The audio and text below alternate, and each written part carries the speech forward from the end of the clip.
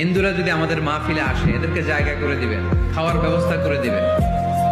আলহামদুলিল্লাহ, অনেক নাকি আসছে হিন্দু। আলহামদুলিল্লাহ, আল্লাহ এই ভাইদেরকে তুমি ইসলামের জন্য কবুল করো।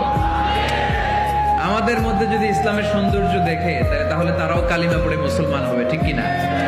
এবং কোন হিন্দু ছেলে যদি মুসলমান হয়, তার দায়িত্ব আপনারা নেবেন এবং তার বাবা মার সাথে সেজন্য সম্পর্ক নষ্ট না করে।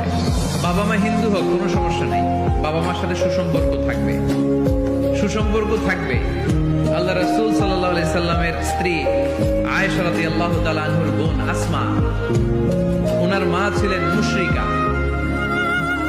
তখন মুশরিকা ছিলেন, এসে আল্লাহ রাসূল সাল্লাল্লাহু আলাইহি ওয়াসাল্লামকে বললেন, ইয়া রাসূলুল্লাহ, আমার মা তো মুশরিকা, আমি তো কালিমা পড়ে মুসলমান হলাম, আমি কি মায়ের সাথে ভালো আচরণ করব নাকি কথা বলবো না?